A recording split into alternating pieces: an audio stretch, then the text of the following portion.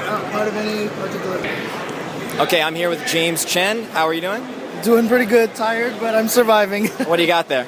It's an apple pie. Nice. Okay. First question. What were your thoughts on Fighter Mania? How did you like it?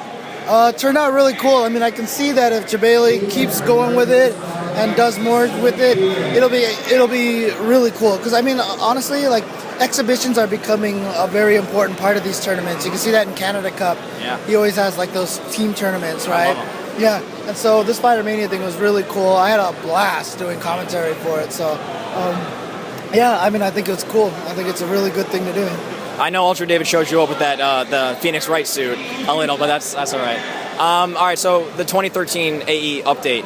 I've asked a lot of pro players, and a lot of people have confidence that Capcom will do the right thing. Ultra David does not. What are your thoughts on it?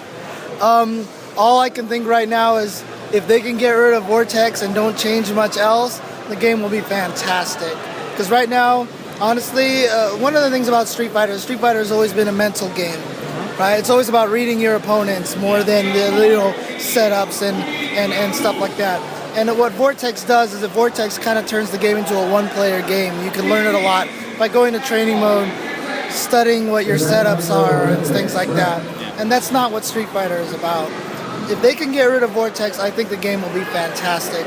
And I mean, honestly, when they came out with the first change list for AE 2012, I looked at it and I was like, this is the worst. This is going to change nothing. This is terrible.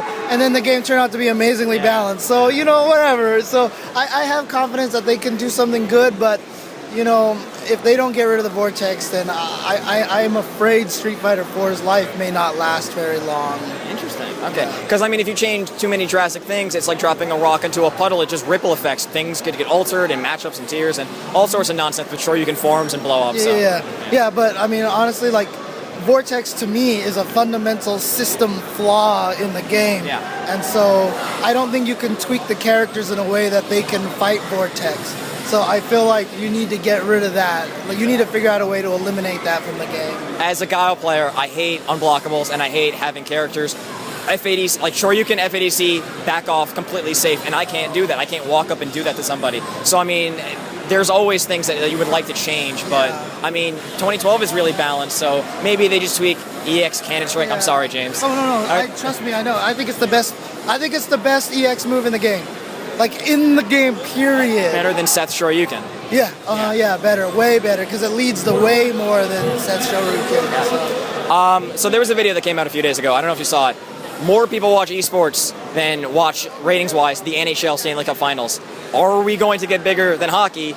Can the FGC or esports grow big enough, or does it not matter? Or what are your thoughts on that? I think those numbers are so flubbed you can't even possibly imagine. Yeah, okay. These are people who are turning on their computers and just leaving it on or whatever like that, or just like, I mean, these numbers, they're impressive or whatever like that, but you know what? The thing about it is, the Super Bowl, for example, is in the entire public consciousness. Yeah, it's international. When Super Bowl happens, everybody knows it, whether you watch it or not. Yep. People are watching it for the commercials. You watch it for the Beyonce halftime show or whatever. So people sitting there saying, this many people tuned into the eSport. One person, there's a quote, and I apologize to the religious people out there, but they say that statistics are like the Bible. You can use it to prove anything, and that's basically what it's going on right now. Until you get to the point where the public conscience understands esports or competitive gaming, so that because that's the thing in football or basketball, I always say this, right? Even if you hate basketball, if you turn on SportsCenter and you see LeBron James come barreling down the middle with some crazy dunk, right? You don't even like basketball, but you're like, okay, I understand he did something impressive. Yeah.